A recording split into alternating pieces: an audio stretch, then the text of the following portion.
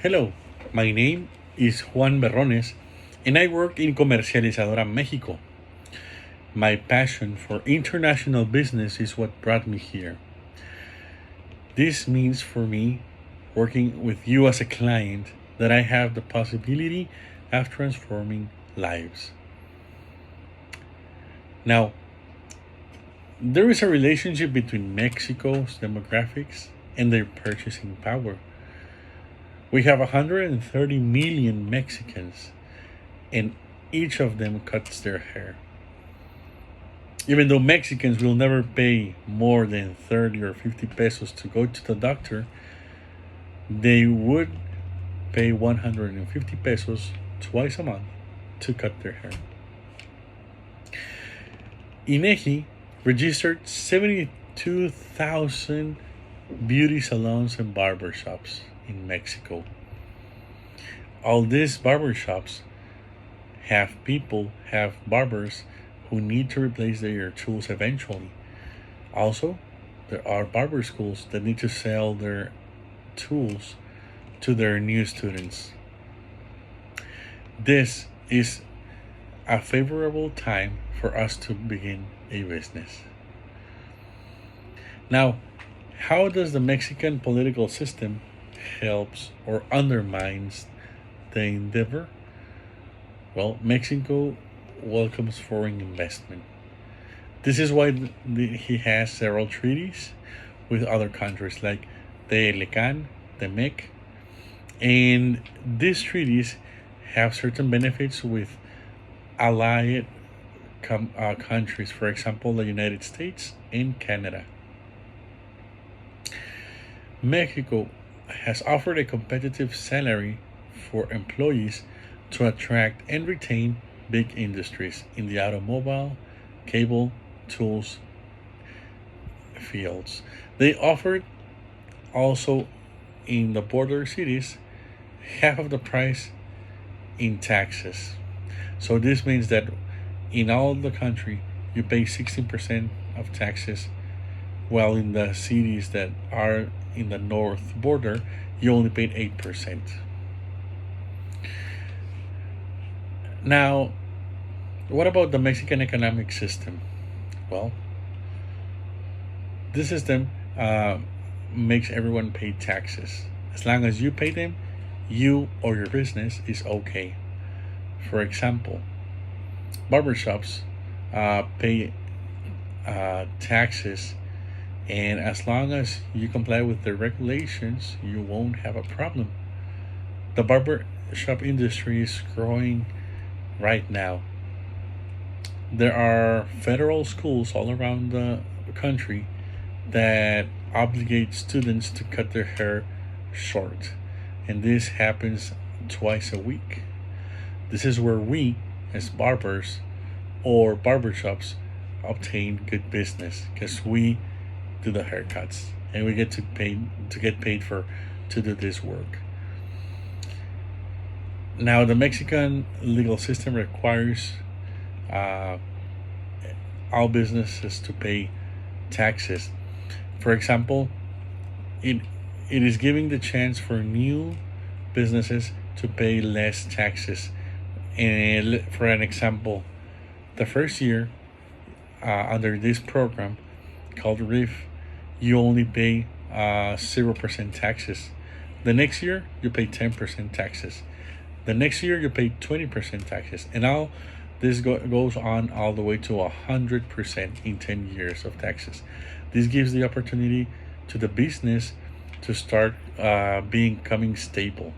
And within 10 years, they will be already used to pay taxes, and they would have already put together a certain amount of money for them to become stable. Now, how do foreign direct investments work in Mexico? Well, Mexico welcomes those investments. Again, this is how the Telecan and the Temec treaties were created. So, all this gives Mexico the opportunity to have trade among countries and benefit both countries of lower prices and also for long-lasting relationships. The peso currently is is weak compared to the dollar. It takes 16 pesos right now to make $1. So US uh, knows this is a good time to invest in other countries where their currency is stronger than the one that you're targeting. This means that with less money, you're able to make a business. Now, how or what is an insight on Mexican culture in the workplace? Well, Mexicans are friendly, they are welcoming, and they demonstrate to be hard workers. They party, but most of us never miss work, and we also love overtime, and we get the job done no matter how many obstacles we face in the way. Now, how to comply with relevant fiscal or environmental regulations that apply to the specific industry? Well, in this industry, there are not many regulations that we need to follow, but one of them is uh, the correct disposal of sharp objects.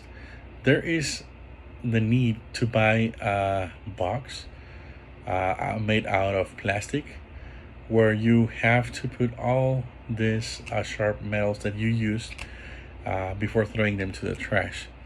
This protects people who manipulate the trash and avoids getting them injured. If you follow these procedures, you will be safe. Your business won't undergo any issues, and you will be following all the regulations that apply. Now, what about Mexican hiring practices, employee benefits, minimum wage, and the role of labor unions? Well, here in this type of business, the owner is the one who takes decisions on the for the company. Um, Hiring practices, we don't ask for any license. We just make a test, and before you hire someone, you have to make sure they know how to do a haircut. So you can actually have them do the test right there during the interview, and if you like it, you allow them to stay. Um, Also, the minimum wage per day is 180 pesos in the border cities, and this is easily achieved by making 2 or 3 haircuts. So they can easily earn a lot more than this minimum wage. And these businesses, since they are owned by the specific person, they don't require any labor union. Now, um, there are no tariffs charged for any products made in the U.S. that come to Mexico, and this helps with the business of bringing into Mexico all these tools to sell. Uh, we have an anti-dumping policy to avoid this from causing unfair competition.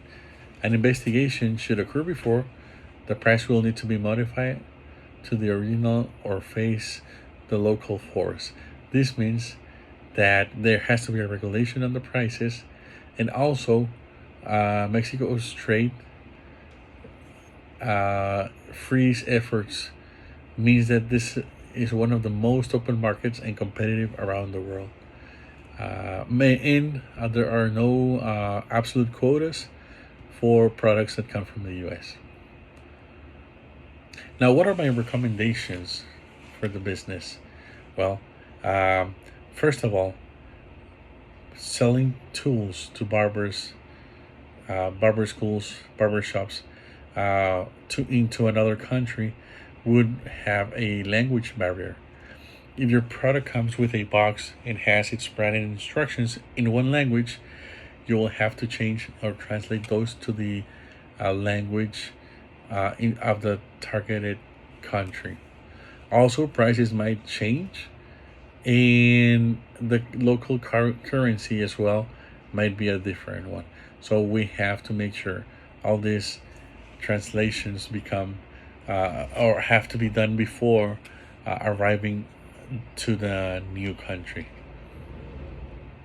Now, when should we start doing this business? Well, this should be made before, or this business uh, before taking all these decisions, knowing how the situation it is in that country is one step, and when you decide to do the business in another country, then you have to start making all the changes, having all the costs, and see if you're going to be able to do this translation in the proper time. Now, I recommend to do this business into a large scale, meaning the national market, because there are more opportunities there, and there is also more potential for to get clients. If you remember, there's 17,000 salons in Mexico.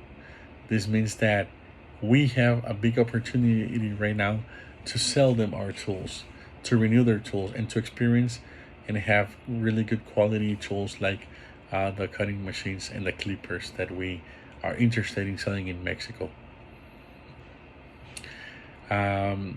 Now, this will be known as as importing a product, or if you are on the other side of the business, you will be exporting this product into Mexico. Um, I think that doing business with Mexico is a good deal.